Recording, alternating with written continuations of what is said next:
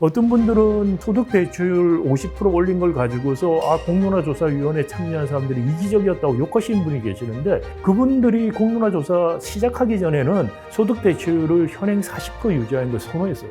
우리가 지금 40% 50%라는 게 기본적으로 40년 동안 연금을 냈을 때, 근데 우리가 원하는 직장에 들어가서 근속하는 기간은 15년이에요. 국민연금 제대로 하는 게 20년도 안 돼요. 소득대출율 40% 50% 그래도 실질적으로는 20% 25%예요.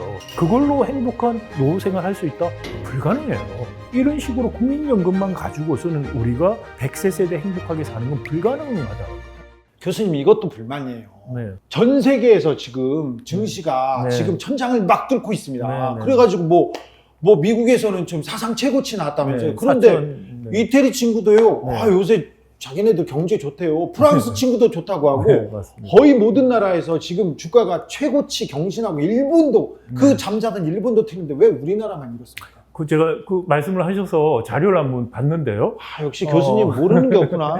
여기 이제 왼쪽에 있는 그림이 일본의 도쿄 증시 네, 지수입니다. 토픽스라는 그 증시 지수인데요. 네. 이걸 보시면은 2014년 정도부터 해서 네. 쭉 올라가요. 조금 확실히 일본 경기 오름세요. 올라가고 있어요. 굉장히 건물 올라갑니다. 네, 그러니까 최근에만 올라간 게 아니고 사실은 한 2014년부터 해서 쭉 상향으로 올라가고 있어요. 그동안에 2020년부터는 가파르게 올라가잖아요. 네네, 그렇죠. 그 전에는 이제 잃어버린 30년 뭐 이러면서 그렇죠. 90년대 등락하다가 2010년대 중반, 15년, 16년부터 쭉 올라가는 걸 보실 수 있고요. 네. 그다음에 이제 다른 그림이 이제 미국 건데, 미국의 다우존스 지수, 우리 흔히 말이 하는 건데, 이게 2017년쯤에 다우존스가 한 2만 됐어요. 네. 그런데 최근에 4만을 찍었어요. 네. 네, 그러니까 2017년부터 지금 한 얼마인가요? 7년 사이에 2배가 된 거죠. 그러네요. 지수가. 지수 좋네요. 네네. 그래서 S&P 500은 이거보다 더 올랐습니다. 더 올랐어요? 네, 왜냐면 다우존스는 뭐 여러 개 다 포함하는데 S&P 500 같은 경우는 그 중에서 우량 기업 500개를 가지고 하는 지수이기 때문에. 교수님, 그러면 은행에 가서 네. 그 지수 주세요. S&P 500 지수 네. 그렇게 하면. 근데 거기 투자하겠다고 하시면은 그렇게 해줍니다. 그래서 근데 우리나라 이제 보시면은 우리나라 지금 한 3,000 찍었다가 지금 2,700. 그러니까 한 2,000에서 3,000 한번 찍은 거 말고는 2,000에서 한 2,700 사이를 내려갔어. 네, 내려간 적도 있고 거기서 왔다 갔다 하고 있어요. 그러니까 지금 뭐 3전 사면 된다. 네이버 사라. 뭐 저기 언론에서는 뭐 10만 전자 간다. 뭐 한다는데 거기 지금 잠겨가지고 우는 사람들 많아요. 맞습니다. 이게 박스권에 지금 갇혀 있죠. 그러면 이제 전 세계적으로 주식 시장이 다 좋아지고 있는데, 특히 우리하고 비교할 수 있는 일본, 미국, 뭐 타이완은 훨씬 더 좋아졌고요. 네. 이런 데 다 좋아졌는데 우리가 왜 이러느냐. 그래서 이제 코리아 디스카운트 이런 이야기들을 하기 시작한 거고, 뭐 거기서 정부도 밸류업 하겠다 이런 이야기를 하고 있죠. 윤석열 정부가 밸류업해서 하겠다는 말인데, 이게 이제 밸류업 이런 이야기도 사실 최근에 일본에서 이야기된 거긴 한데요. 일본 아까 전에 그림 한번 보시면은 한 2015년부터 저기 좋아진 게 그럼 무슨 일이 있었냐. 우리가 별로 안 좋아하는 정치인이지만 아베 일본 전 수상이 그렇죠. 아베노믹스라는 이야기를 했을 때 세 가지 화살 이야기를 했어요. 그 중에서 마지막이 구조조정하는 부분인데, 그 핵심이 뭐냐면은 자본시장과 기업 지배구조 조정을 하는 거예요. 그러니까 그 전까지는 일본 대기업들이 상호 출자라고 해서 계열사 간에 서로 주식을 갖고 있으면서 경영하는 사람들이 자기들 보호하는 그런 식으로 운영을 했었죠. 네, 그걸 배운 게 우리 재벌이고요. 네네. 그러다 보니까 뭐 주가라든지 퍼포먼스, 그죠? 뭐 이 수익률 이런 거 신경을 별로 안 썼던 거예요. 그래서 아베가 이래서 일본 기업들이 안 되고 있다라고 해서, 그래서 코퍼릿 가버넌스, 기업 지배구조 개혁을 시도를 한 거죠. 그래서 일본 같은 경우에 일본의 그 기업 지배 스튜어드십 코드가 도입되고, 그리고 일본 기업들은 일본 코퍼릿 가버넌스 코드라는 거, 기업 지배 구조 코드라는 것을 2015년부터 도입하게 합니다. 그리고 나아가서 일본은 내부 승진들로 해서 이사도 다 구성됐어요. 그러니까 내부 이사밖에 거의 없었거든요. 그래서 외부 이사, 주주의 이익을 대변할 수 있는 외부 이사를 몇 명 이상 두도록 한다라든지, 그리고 상호 출자하고 있는 거에 대해서 너희들 상호 출자는 이유를 분명히 밝혀라. 그러니까 그 일본의 연기금 같은데 우리 국민연금 같은 그런 기관 투자자들이 적극적으로 주주권 행사를 하기 시작하면서 왜 상호 출자하느냐? 상호 출자 근거가 없으면 풀어라. 네. 이런 주장들을 하면서 2015년부터 쭉 올라가기 시작한 거예요. 체질 개선했네요. 네네. 그래서 사실 올라가기 시작했고, 최근에 이제 된 거는 뭐냐면은 기시다 정부 들어와서 2023년에 일본 사실 동경 증권거래소가 중심이 돼서 정부보다 한 게 뭐냐면은 일본에 그러니까 국제적인 기업, 도요타, 소니 이런 것들은 이런 과정을 거치면서 굉장히 코퍼레이트 가버넌스나 여러 가지가 좋아졌었거든요. 그런데 내수 중심의 중소기업, 중견기업들은 여전히 옛날 방식이었어요. 근데 여기에 대해서 일본 증권거래소에서 뭘 요구를 하기 시작했냐면은 PBR이라고 해서 Price to Book Ratio라는 건데 주가하고 장부 가치. 그러니까 시장에서의 이 시장 시가총액이 있을 거 아닙니까? 주식 가치. 그거하고 장부로 이 기업의 가치가 얼마라는 게 있잖아요. 네, 좀 어려워지기 시작했어요. 시험 문제 나올 거예요. 그 비율을 말하는데 네. 이게 PBR이라고 하는 건데요. 이 PBR이 1 이상이 돼야지 사실 정상적이라고 볼 수 있어요. 네. 왜냐하면은 장부 가치는 조금 더 보수적으로 잡아놓는 거죠. 옛날식 밸류에이션이 돼 있고. 그런데 PBR이 1보다 떨어지는 기업들이 우리나라도 굉장히 많고 일본도 꽤 있어요. 특히 이제 중소규모의 내수 중심 기업들. 근데 그런 기업들에 대해서 PBR 1이 안 되는 기업들이 왜 그런지 이유를 제시하고 이걸 올릴 방안을 만들어라라고 이야기하는 것을 일본에서 밸류업이라고 불러요. 아, 그걸 이제 우리 정부가 뺏겨가지고 네, 밸류업 하는데 우리나라에서는 지금 뭐 기업 가치, 특별히 주가를 높일 거를 밸류업이라고 하는데 기업 그래서 주가가 올라간 거예요. 그렇죠. 일본은 결과라서 체질 구조 조정, 체질 개선 그렇죠. 이 구조를 개혁함으로써 올리고. 네, 그렇죠. 그리고 막판에 가서 거기에 못 따라오고 있었던 조그만 도메스틱 기업들, 국내 중심 기업들에게 대해서 추가적인 조치를 지금까지 한 거고요. 일리가 있어요. 그렇게 해서 지금 체질 개선을 해놓고 계속 일본의 기업 가치를 올렸군요. 다지고. 축구하면 빌드업 한 거 같이 빌드업 했네요. 쭉 해서 한 골 넣은 거라고 볼 수 있는데 우리는 근데 마지막 부분만 가져와서 지금 밸류업 하겠다는 거예요. 아무것도 안 하고 앞에 빌드업해서 했던 코퍼레이트 가버넌스나 구조적인 개선 같은 거는 전혀 하지 않고. 자, 북한 얘기합니다. 우리는 지정학적 상황에다가 또 북한이라는 적이 있기 때문에 휴전이라는 상황이 있기 때문에 우리는 디스카운트가 분명히 아니요, 대만이 더 심각하잖아요. 맞는 말씀, 정확하게 맞는 말씀이시고요. 그러니까 지정학적 요인 때문에 코리아 디스카운트가 생긴다는 거는 사실 대만하고 비교해 보면 대만, 중국 리스크 훨씬 크죠. 훨씬 크죠. 그 말이 안 된다는 거예요. 우리하고 사실 GDP 대비 시가총액 따지면은 대만이 우리보다 거의 2배가 높아요. 진짜요? 네. 그래서 지금 많은 외국인 투자자들이 저한테 사실 그 문의 전화를 해요. 한국의 밸류업 프로그램 평가 어떻게 하냐도 물어보고 전망도 물어보고 하는데 지금 중요하네. 네네. 그런데 뭐 사실 지금 이걸로는 우리는 큰 효과는 없을 거라고 생각하고요. 지금 정부에서 하는 뭘 빌드업 하려면 체질 개선을 하든 뭘 해야지. 그냥 주가만 올려라 이게 되나요? 그렇죠. 거의 그냥 주가 부양 정책 같이 오히려 가고 있는 아니 이재용 풀어주면 다 올린다며. 삼성전자 헐헐 난 다음에 하나도 안 올랐잖아요. 맞는 말씀이시고요. 그러니까 지금 핵심적인 게 우리 작년 5월 달에 자본시장연구원이라는 그 연구기관에서 코리아 디스카운트 원인 분석이라는 보고서를 낸 게 있어요. 그래서 국제 비교를 해서 본 건데 말씀드린 PBR 같은 경우에 우리가 선진국의 52% 수준이다.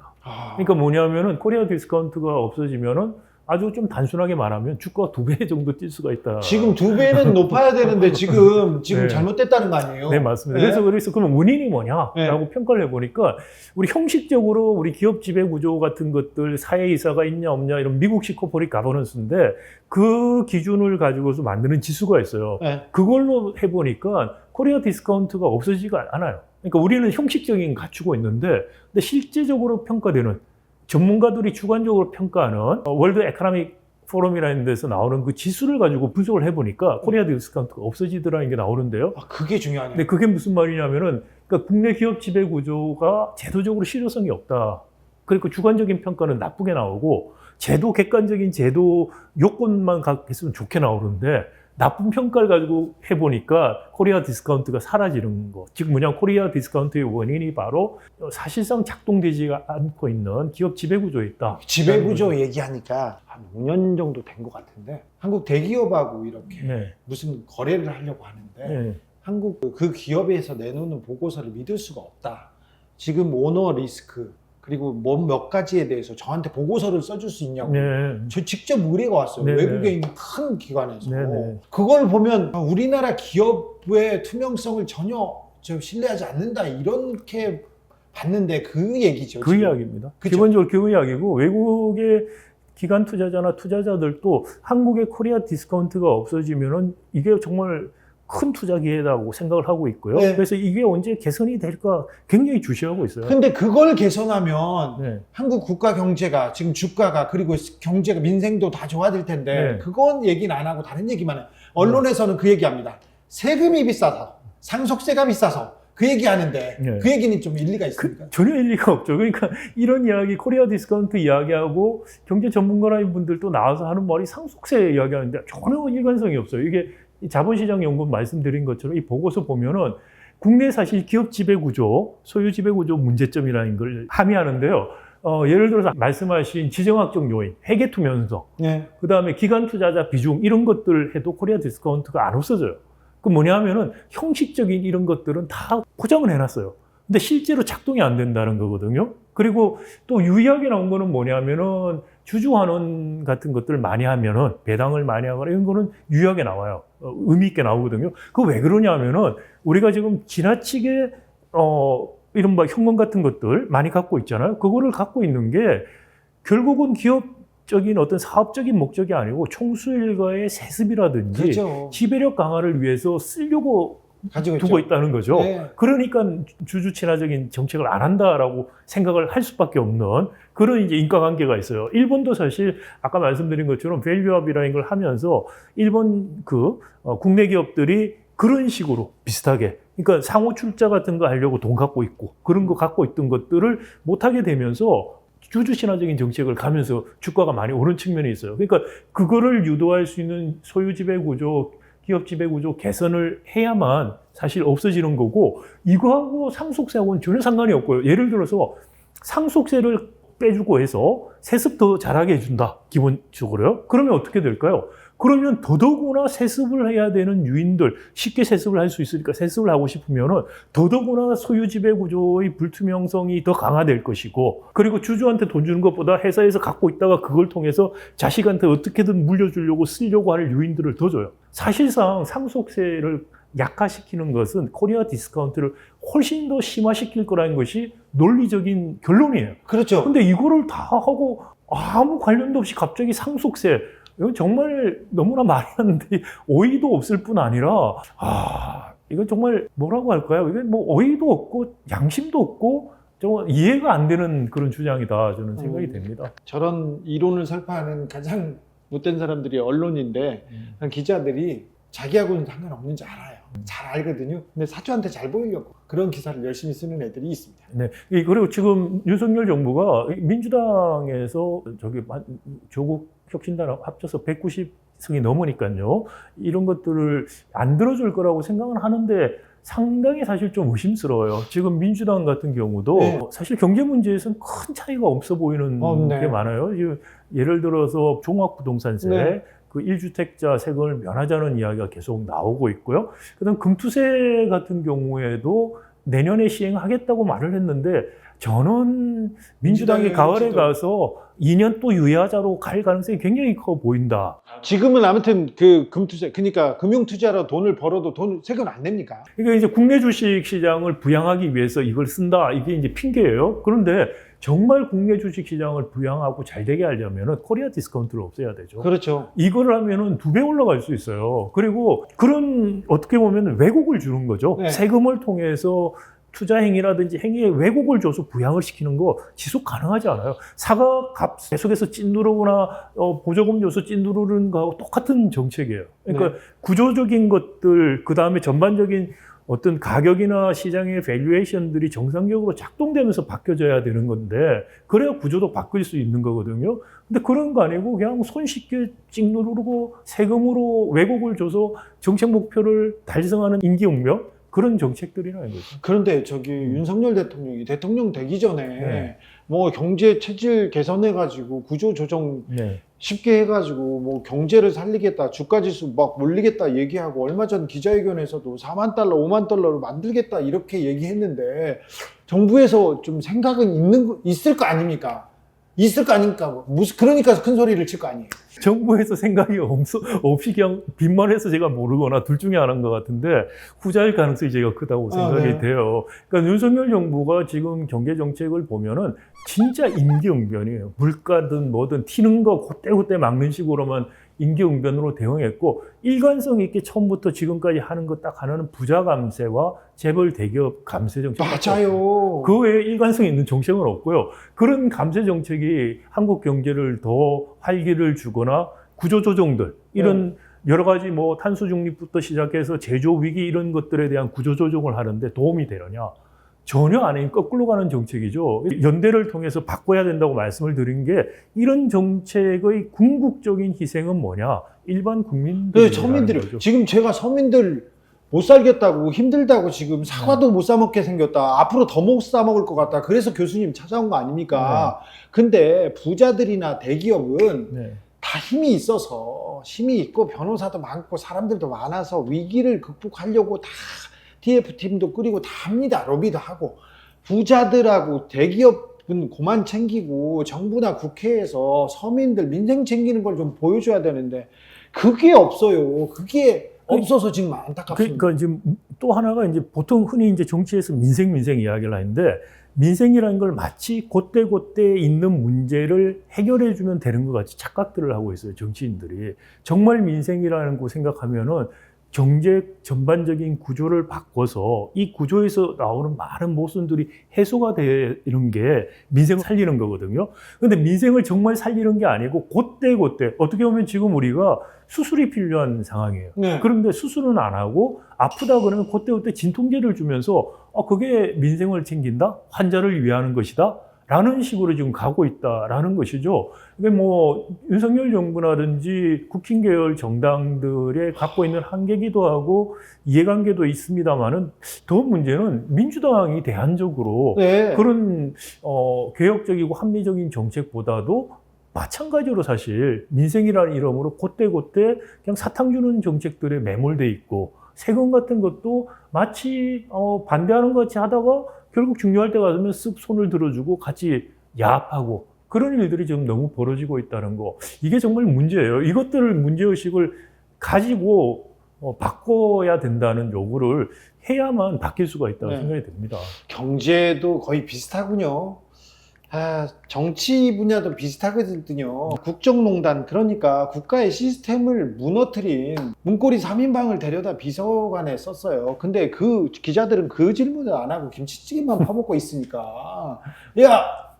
계란말이 이렇게 하면 좋아. 그 얘기만 하고 있는데 그 기사만 써대니까 참 이게 정치가 미래가 없다고 했는데 경제정책도 정치하는 거하고 비슷하군요. 맞습니다. 사실은 언론이라든지 교수나 지식인들이 어떻게 보면 가장 비겁하고 가장 어떻게 보면은 자기 해야 될 일을 안 하고 있어요. 정치인들은 정권을 잡으려고 하는 사람들이고 정권 잡으려면 무슨 짓을 하려고 하는 사람이라는 거 우리가 알고 있지 않습니까? 근데 그런 욕구들이 정권을 잡기 위해서 이런 식으로 가야만 너희들이 정권을 잡을 수 있다는 유인을 해주는 게 언론과 지식인의 역할인데 언론과 지식인들이 그 역할을 못하고 있죠. 언론과 지식인 역시 어떻게 하면 좀 기득권하고 잘해서 어떻게 하면 좀 잘 자기도 대우를 받아볼까. 그런데 매몰이 되다 보니까 결국은 국민들 또는 어려운 서민들이 연대를 해서 바꾸라는 요구를 하지 않으면 바뀔 수 없다. 그걸 가지고서 그냥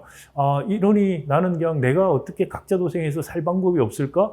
그것만 한번 생각해 보겠다. 그러면 정말 답이 없는 거죠. 알겠습니다. 그래도 교수님 여기까지 왔으니까 그래가지고 아까 지수하고 친하게 지내라 이 얘기까지 제가 세게 들었습니다. 그래도 우리가 연대해서 이렇게 서민끼리 연대하고 손 잡고 어떤 주식을 사면 됩니까? 어떤 코인을 사면 뭐 저도 작년에 사실 재미삼아서 조금 해본 적이 그래요? 있어요. 그럼 왜냐하면 궁금하다. 이게 저기 제가 미국에서 교수 생활할 때 주식을 하다가 좀 돈을 좀 잃어서. 경제학과 교수도 이렇게 경제학과 교수라고 잘하는 거 아닌데 이론하고 상관이 없어요. 그래서 진짜 저 주식은 누구는 선수다 도사다. 경제학과 교수도 이거 상관없는 네, 없습니다. 그래서 이건 뭐 사실 그래서 제가 운이라는 말씀을 드렸고요. 그러니까 주식이나 이 가격 흐름이 좀 자기가 운이 좋게 갈 때 들어가서 했으면 벌어요. 그런데 그렇죠. 똑같은 방식으로 했는데 이 흐름이 바뀌는 걸 정확히 알기 어렵거든요. 그때 그러면은 돈을 잃을 수밖에 없어요. 그래서 이번에도 제가 해보니까 다시 한번 하기를 했는데 결국은 이 세금이 지금 젊은 분들이 회사 가거나 가면은 회사의 일은 부업이고 가서 주식, 코인 이것만 보고 있어요. 그러니까 자기 인적 자본을 위해서 투자하는 시간보다 주식이나 코인해서 또는 아파트 잘 보고 해서 하는 게 훨씬 더 수익이 높다는 거죠. 그러니까 이건 세금으로 이게 유인이 잘못된 측면이 있다는 거 하나 하고, 예. 그다음 두 번째는 그런 식으로 사람들이 시간을 쓰는 게 한국 미래를 봤을 때 이게 바람직하냐? 아니죠. 이게 좀 아니죠. 절대 아니죠. 아니죠. 그러니까 이거는 당장에 내가 알겠습니다. 눈앞에 떨어지는 뭐가 많은 것 같지만 알겠습니다, 교수님. 나를 보고 미래를 보고 내 아이들을 보면 네. 이거는 같이 망하는 거예요. 알겠습니다. 그래서 잘못했습니다, 교수님. 아니 뭐 아닙니다. 지금 너무 각자 도생 때문에 제가 헌법 하나 제가 조항을 하나 찾아봤는데 우리가 이른바 행복 추구권이라는 게 네. 헌법에 있습니다. 행복할 권리가 네, 있죠. 제 10조. 근데 권리뿐만이 아니고 이거는 국가의 의무이기도 합니다. 아, 네. 네, 10조를 보시면 모든 국민은 인간으로서의 존엄과 가치를 가지며 행복을 추구할 권리를 가진다죠. 근데 그뿐만이 아니고 국가는 개인이 가지는 불가침한 기본적 인권을 확인하고 행복 추구권을 기본 인권이라고 생각하는 거죠. 그리고 이를 보장할 의무를 진다는 거예요. 이게 우리가 생각하는 현대 복지국가고 민주국가라는 거죠. 네. 그래서 이게 각자가 뭐 어떻게 해서 어떻게 해야 된다, 각자 도생해야 된다 아닙니다. 이거는 우리의 권리이자 의무예요. 네. 국가가 기본적인 국민들이 행복할 수 있는 그런 사회적인 기반과 제도를 만들어야 될 의무가 있기 때문에 네. 이 의무를 이행하라고 우리가 관료에게, 정치인에게 요구를 해야 된다. 이게 제가 연대를 해야 된다는 말씀을 드리는 그 기본적인 요지고요. 이거하고 관련해서 이제 최근에 이제 국민연금 개혁 문제들 나오고 있지 않습니까? 국회에서 사실 공론화 조사를 했거든요. 공론화 한 500명 모아서 국민연금에 대한 스터디를 이제 시키고 전문가들 불러서 토론을 하고 의견을 하고 하면서 의견들이 바뀌어 나가는 걸 봤는데 그 결론이 뭐였냐면은 하나는 이번에 할 때는 소득 대체율을 50%로 올리고 대신에 보험료율을 13%로 올리자라는 거고 그 다음부터는 이게 모수 조정이라고 하는 건데 구조적인 개혁을 해야 된다라는 거예요. 구조개혁의 의미는 뭐냐면은 기본적으로 세금이 오른 시점에 들어가야 된다는 거. 그 다음에 또 하나는 기업연금, 기업퇴직연금과의 관계를 설정해야 된다. 이게 아니면 사실 지속 가능하지 않아요. 그러니까 어떤 분들은 소득 대체율 50% 올린 걸 가지고서 공론화조사위원회에 참여한 사람들이 이기적이었다고 욕하시는 분이 계시는데 그분들이 공론화조사 시작하기 전에는 소득 대체율을 현행 40% 유지하는 걸 선호했어요. 그런데 공부를 해보니까 수기 과정을 거치다 보니까 올려야 된다고 생각해서 우리가 지금 40% 50%라는 게 기본적으로 40년 동안 연금을 냈을 때예요. 근데 우리가 원하는 직장에 들어가서 근속하는 기간이 15년이에요. 네. 국민연금 제대로 하는 게 20년도 안 돼요. 소득 대체율 법에서 40% 50% 그래도 실질적으로는 20% 25%예요. 그걸로 행복한 노후 생활 할 수 있다? 불가능해요. 근데 그거를 더 낮추는 걸 지금 하자? 사람들이 그건 아니다라고 지금 생각한 거죠. 그리고 이런 식으로 국민연금만 가지고서는 우리가 100세 세대 행복하게 사는 건 불가능하다는 거예요. 우리나라는 외롭고 쓸쓸한 게 지금 증명되고 있잖아요. 그렇죠. 고독한 노인들 너무 많잖아요. 그렇죠. 노인 빈곤율이 40%, 예. OECD 평균의 3배예요. 일본의 2배입니다. 네. 제가 미국에서 교수 생활을 한 7년 정도 했거든요. 근데 처음에 이제 교수가 되고 미국 정부에서 주는 연구비를 받기 위해서 신청을 하는데 이제 도와주는 분들이 계세요. 사무하시는 대학 본부에 사무하시는 분들이 계시는데 이제 어떤 할머니 한 분이 이제 제 거를 담당하셔가지고 정말 잘 도와주셔서 좋은 결과도 나왔었는데 이제 다 끝날 때쯤 돼서 그 할머니가 저한테 자기는 이번 주에 이거 끝나면은 퇴직한다는 거예요. 근데 퇴직한다면서 너무 얼굴이 해맑고 행복한 얼굴로 난 퇴직한다는 거예요. 이제 난 놀면 돼, 여행 다니면 그래서 나는 저는 한국식으로 그때 생각을 해서 좀 당황을 한 거예요. 이거 어떻게 말을 해야 될지 몰라서 알았다고, I see. 그러고 끝났어요. 그리고 집에 와서 와이프한테 이야기했더니 와이프가 아니 그러면 당연히 가서 축하한다 그러고 안아주고 이렇게 해야지. 그렇게 하면 어떻게 하냐고. 그게 무슨 말이냐면은 미국이나 유럽에서는 퇴직한다는 의미는 뭐냐면은 내가 노후에 경제적으로 보장이 돼서 행복하게 일 안 하고 살 수 있다는 의미예요. 그런데 우리나라에서 퇴직은 뭐냐? 지금부터 노인 빈곤에 들어가서 인생 정말 어렵다는 의미예요. 무서워요.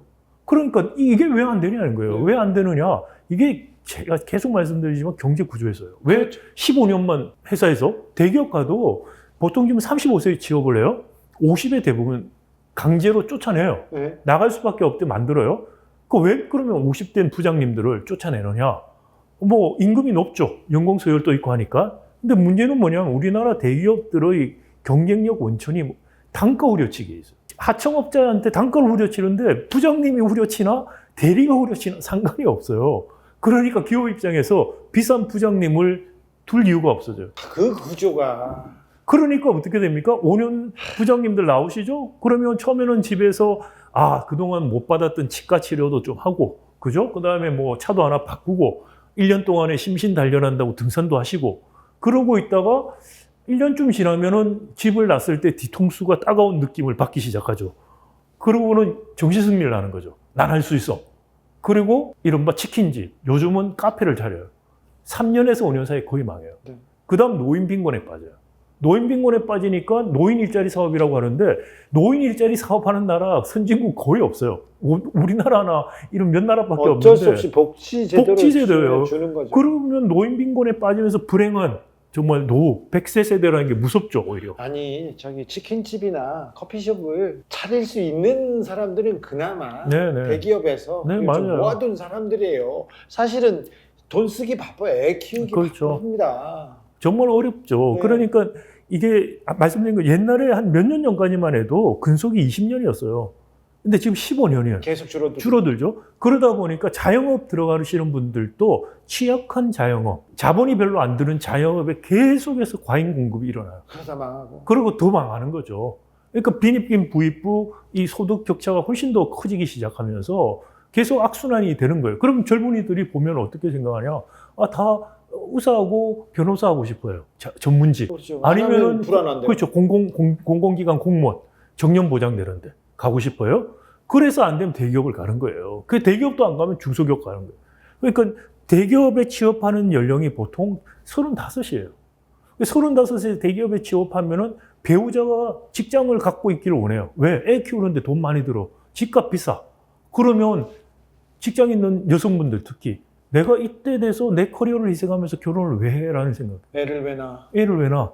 애를 낳아도 하나 이상 놓고 어떻게 키워?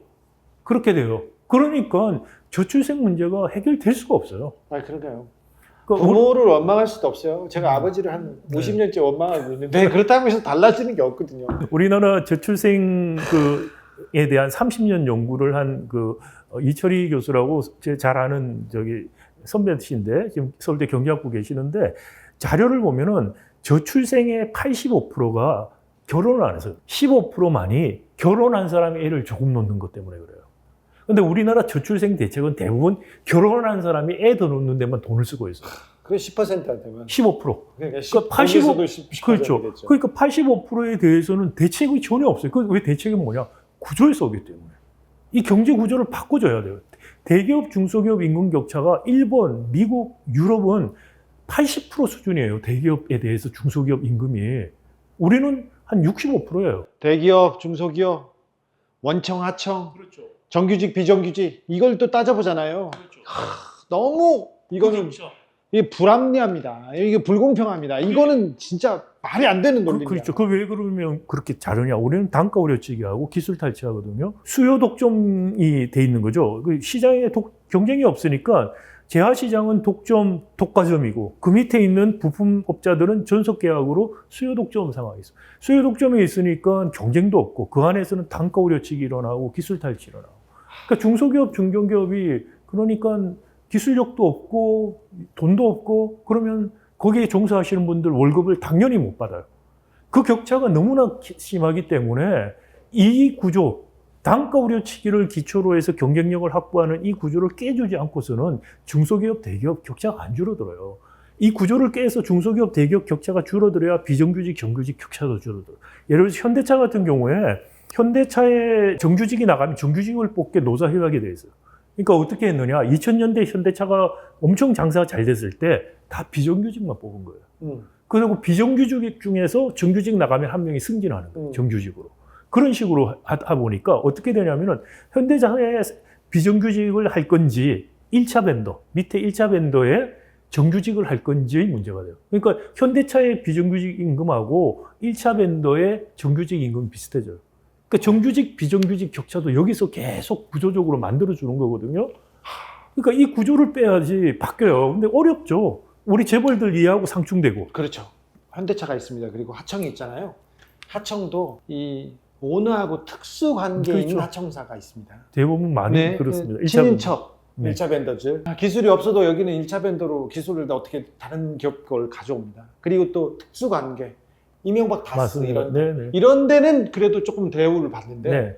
정말 노력해가지고 막 열심히 한 기술을 가지고 있는 하청업체요. 그 사람들은 이런 사람들한테 먹히거나 아니면 여기서 단가를 계속 우렸습니다. 네. 이 특수관계, 그러니까 관계가 있는 하청은 다 임금도 뭐 그리고 예산도 다 지원해 줍니다. 네. 다른 데는 막 후려치잖아요. 네. 그걸 가져가잖아요. 맞습니다. 이게 잘못됐죠. 그 구조에서 사실 우리가 생각하는 양극화의 문제, 그리고 자영업 문제, 노인 빈곤 문제, 저출생 문제 다 여기서 나오는 거예요. 그러니까 이 구조 깨라고 얘기를 해야 될 거 아니에요. 그 깨자라고 이야기하는 정치인은 없어요. 그 왜 그렇게 이야기해서 뭐 저기 표를 더 얻는다는 생각도 못 하고 있고, 그렇게 이야기해서 밑보여서 정권 못 잡는다는 생각도 하니까 안 하는 거죠. 그러니까 그런데 정치인들이 이걸 이야기해야지 표를 얻고 정권을 잡을 수 있도록 만들어줘야 되는 게. 그러니까 연대하자는 거고. 그렇죠. 이제 알겠습니다. 저는 연대해가지고 주식사자고 하는 줄 알고 죄송합니다. 제가 이 교수님 제가 네, 가방끈이 짧아가지고. 오늘 하여튼 출연해 주셔서 감사드리고요. 저도 참 재미있게 좀 쉽게 접근하고 싶었는데 오늘 하여튼 새로운 시도를 한번 해봤습니다. 지수는 제가 공부를 해보고 몰랐어요. 네. 그런 게 있구나. 좋은 거 있으면 좀 알려주세요. 그런 건 배우겠습니다. 네. 지수에 저축하듯이 하시고 오히려 관심을 가져야 되는 것은 연대에서 우리가 사회개혁을 해야 된다는 거. 자, 연대에 대해서는 제가 또 네. 역할을 좀 더 하겠습니다. 예. 감사합니다. 예, 감사합니다. 네. 오늘 주진우 기자님 모시고 대담 형식으로 진행해 왔습니다. 앞으로도 좀 자주 모시고 이런 대담 형식으로도 같이 한번 해보면 어떨까라는 생각이 들고요. 다음에 기회가 되면 우리 시청자분들에게도 지원하시는 분 계시면 모시고 같이 대화하듯이 한번 이야기해 보는 것도 좋지 않을까. 오늘 다시 한번 감사드리고 감사합니다. 네, 박상인의 경제브릿지 여기서 마감하겠습니다. 감사합니다. 네. 경제학과 교수도 주식을 읽는구나. 난 참 그거 몰랐어요. 네.